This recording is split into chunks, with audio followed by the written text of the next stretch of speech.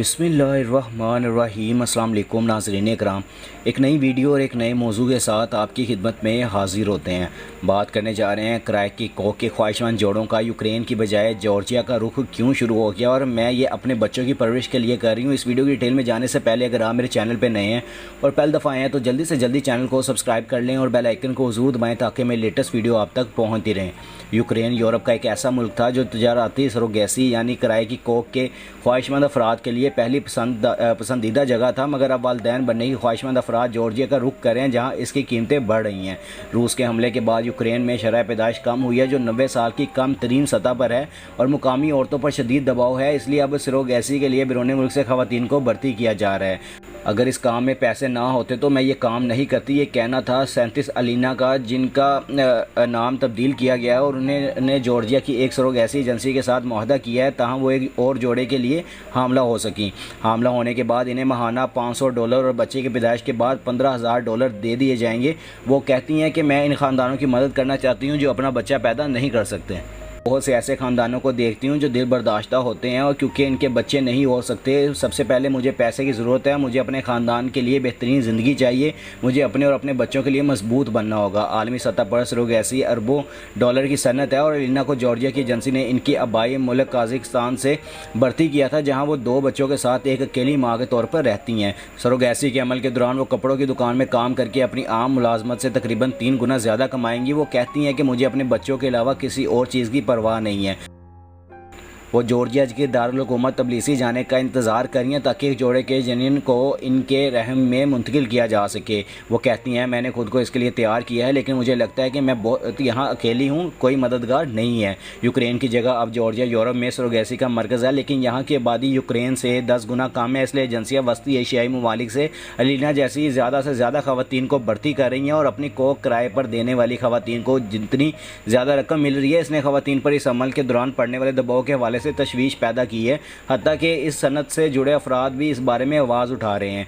बुलोशिक नामी surrogacy agency के director दामीर ने कहती हैं कि सरोगेट माँ बनने का अमली तौर पर कोई फ़ायदा नहीं है और हमारी लड़कियां खुद को मजबूर महसूस करती हैं। वो कहती हैं कि इनमें से कोई भी ऐसा सिर्फ नेक दिली की वजह से नहीं करता, वो माली ज़रूरत की वजह से ऐसा करती हैं। तकरीबन तमाम लड़कियाँ अपने बच्चों के मुस्तकबिल की खातिर बच्चे पैदा कर रही हैं।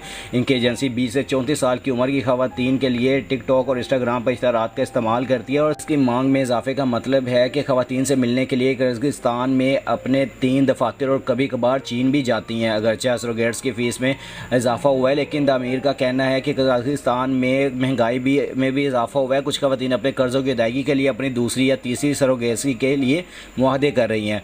दामीर कहती हैं कि अफसोस की बात है कि आजकल हम ऐसी असातिज़ा और जूनियर डॉक्टरों को भी रजिस्टर्ड कर रहे हैं जो अब अपनी तिब्बी तरबियत के अखराजात बर्दाश्त नहीं कर सकती। मुझे ये अच्छा नहीं लग रहा और मुझे लड़कियों के लिए अफसोस होता है। मुझे नहीं लगता कि इन्हें जिस ज़हनी अजियत से गुजरना पड़ता है इसके बदले मिलने वाला पैसा इसका कुछ ही दावा करता है। वो कहती हैं हम नफ्सियाती इमदाद फराहम करते हैं ताहम कुछ एजेंसियां ये मदद भी फराहम नहीं करती, लेकिन इसके बावजूद ये जिस्म पर एक बहुत बड़ा दबाव है। ये आसान पैसा नहीं, ये बहुत मुश्किल काम है। तो फिर वो इससे फ़ायदा क्यों उठा रही हैं? तो वो कहती हैं कि मैं ये काम कर रही हूँ क्योंकि इसकी मांग बढ़ रही है, इसको कानूनी बनाने और सबके लिए फ़ायदा मंद बनाने की ज़रूरत है। और साबका कानून की लेक्चर रह चुकी दामीर कहती हैं कि वो इस अमल में शामिल हर शख्स के लिए ज़्यादा से ज़्यादा कानूनी तहफ़्फ़ुज़ का मुतालबा करती हैं। उनका दावा है कि बहुत सी ऐसी ख़वातीन ने इनसे रब्ता किया है जिन्हें मुआवजा नहीं दिया गया या इन्हें धोखे से इन ममालिक में बच्चों की स्मगलिंग का हिस्सा बनाया गया जहाँ सरोगेसी पर पाबंदी आयद है।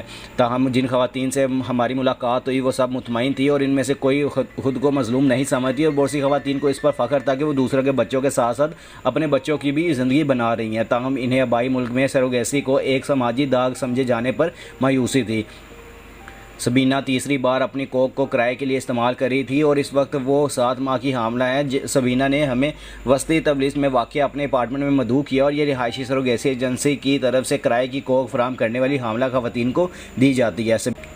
सबीना 5 दीगर हामला ख़वातीन के साथ एक लिविंग रूम, किचन और बाथरूम शेयर करती हैं और इन ख़वातीन को हमल के आखिरी 3 महीने यहाँ रहना लाजिम होता है। ऊंची छतों वाले ये रिहायशी फ्लैट्स रोशन और हवादार थे जिसकी बालकनी से पहाड़ों का नज़ारा भी दिलकश दिखाई देता था। कजाकिस्तान की झील बलगाश के साहिल पर एक छोटे से कस्बे से आने वाली सबीना ने 15 साल की उम्र में शादी की थी। इस वक्त वो इस पनाहगाह में पुरसकून हालत में है, ताहम अपने घर वापसी पर इन्हें अपनी कम्यूनिटी की जानिब से शदीद तनकीद का सामना करना पड़ेगा जहाँ सरोगेसी को सेक्स वर्क से कम नहीं समझा जाता। चाहता। वहाँ की सकाफत इसकी इजाज़त नहीं देती। लोग मेरे बारे में गलत सोचेंगे और मुझ पर अपना बच्चा बेचने का इल्ज़ाम लगाएंगे। मैंने फ़ैसला किया है कि मैं किसी को कुछ नहीं बताऊंगी ताकि जब मैं घर वापस जाऊं तो मुझे बेदखल ना किया जाए। एक मुसलमान होने के नाते मैं अपने आप से सवाल करती हूँ कि क्या मैंने कोई गुनाह किया है। तो मैंने इसके बारे में पढ़ा है और इंटरनेट पर तहकीक भी किया है और मुझे लगता है कि बच्चा पैदा करना एक अच्छी चीज़ है, क्योंकि मैं ज़िंदगी को जन्म दे रही हूँ और इन लोगों के लिए नेकी कर रही हूँ जो बच्चे पैदा करने से कासिर हैं। वो कहती हैं मैं ये मुफ्त में तो नहीं कर रही, मेरे बच्चे बड़े हो रहे हैं जिन्हें खिलाने पिलाने और पढ़ाने के लिए रकम चाहिए। मेरा बड़ा बेटा चंद सालों में कॉलेज जाने वाला है। काज़ाकिस्तान में मुझे इस इतनी बड़ी रकम कमाने में दुगना वक्त लग जाएगा। जॉर्जिया में सरोगेसी से जुड़े तनाज़ात पर मुल्क की हुकूमती और अपोजिशनी दोनों फ़रीक़ैन की जानिब से तनकीद की जा रही है और लिबरल साइड पर हकूक़ नस्वा के ग्रोह तिब्बी तरीक़ों के सख्त ज़ाब्तों और इस्तेसाल के ख़तरे के ख़िलाफ़ ज़्यादा हिफाजती इक़दामात का मुतालबा कर रहे हैं। और जुलाई 2023 में समाजी तौर पर इक़दामत पसंद जॉर्जियाई ड्रीम पार्टी इससे ताल्लुक़ रखने वाली इस वक्त के वज़ीर-ए-आज़म ने गैर मुल्की शहरियों के लिए सरोगेसी पर पाबंदी लगाने का ऐलान किया और कहा कि गैर मुल्की शहरी इस मामले को कारोबार में तब्दील कर रहे हैं। LGBT मुखालिफ समझने वाली जॉर्जिया की हुकूमत, जिसने माजी में हम जिन्स परस्ती के खिलाफ कई पॉलिसियाँ बनाई और मुतअद्दिद बयान दिए, ने ऐसे खदशात का भी इजहार किया है कि हम जिन्स परस्त जोड़े इस तरह पैदा होने वाले बच्चों को अपना सकते हैं। सरोगेसी एजेंसियों की तरफ से मुदाखलत के बाद बिल को जॉर्जिया की पार्लियामेंट में मौसम ख़ज़ां में होने वाले इंतखाबात तक रोक दिया गया है और अलीना जैसी बहुत सी माएँ उम्मीद कर रही हैं कि सरोगेसी से मिलने वाली माली फ़ायद को रोका नहीं जाएगा। उनका कहना है कि मैं जल्द अज जल्द प्रोग्राम शुरू करना चाहती हूँ ताकि ये जल्द इख्तिताम पजीर हो। वक्त तेज़ी से आगे बढ़ रहा है, मेरे बच्चे बड़े हो रहे हैं, लिहाजा मुझसे सब कुछ जल्दी करने की ज़रूरत है। तो ये आज की वीडियो थी। अगर आपको मेरी ये वीडियो पसंद आई है तो जल्दी से जल्दी लाइक शेयर और कमेंट्स कर दिया करें और जिस भाई ने अभी तक चैनल को सब्सक्राइब नहीं किया वो जल्दी से जल्दी चैनल को सब्सक्राइब कर लें और बेल आइकन को ज़रूर दबाएं ताकि मेरे लेटेस्ट वीडियो आप तक पहुँचते रहें। इंशाल्लाह मिलते हैं नेक्स्ट वीडियो में। अपना और अपने आसपास के लोगों का ख्याल रखिएगा और दुआओं में हमें भी याद रखिएगा। अल्लाह हाफिज़।